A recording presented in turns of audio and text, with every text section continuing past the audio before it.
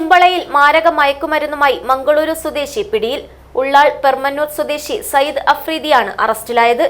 ബജറ്റിനിണങ്ങിയ വിവാഹാഭരണങ്ങളുടെ വൈവിധ്യമാർന്ന കളക്ഷനുമായി Roshy jewellery.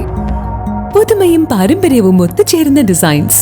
Roshy jewellery, gold and diamonds, bank road and court road, Kasaragod. Forever Shine.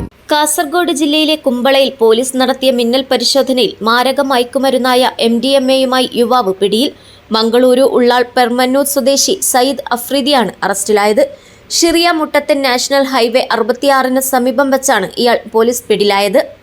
Kumbla sub inspector Saneeth സിയുടെ നേതൃത്വത്തിലുള്ള police സംഘം മറ്റൊരു കേസിലെ പ്രതികളെ തിരയുന്നതിനിടയിലാണ് മുട്ടം സർവീസ് റോഡരികിൽ സംശയാസ്പദമായ സാഹചര്യത്തിൽ സ്കൂട്ടറിലിരിക്കുകയായിരുന്ന അഫ്രീദിയെ കണ്ടത്.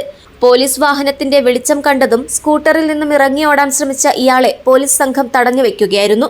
തുടർന്ന് നടത്തിയ ദേഹപരിശോധനയിൽ ഇയാളുടെ പാന്റിന്റെ പോക്കറ്റിൽ സൂക്ഷിച്ചിരുന്ന ലെതർ പൗച്ചിനുള്ളിൽ നിന്ന് 19.340 ഗ്രാം MDMA കണ്ടെടുത്തത്. വിൽപ്പനയ്ക്കായി എത്തിച്ചതാണ് മയക്കുമരുന്നെന്ന് പ്രതി പോലീസിനോട് സമ്മതിച്ചു. പരിശോധനയിൽ പ്രതിയിൽ നിന്ന് 19.340 ഗ്രാം MDMA-യും കടത്താൻ ഉപയോഗിച്ച സ്കൂട്ടിയും പിടിച്ചെടുത്തു. ഇതിനു പുറമെ പ്രതിയുടെ പക്കൽ നിന്നും ഒരു ഐഫോൺ, ഒരു റെഡ്മി ഫോൺ എന്നിവയുൾപ്പെടെ 2 മൊബൈൽ ഫോണുകളും 400 രൂപയും പോലീസ് കണ്ടുകെട്ടി.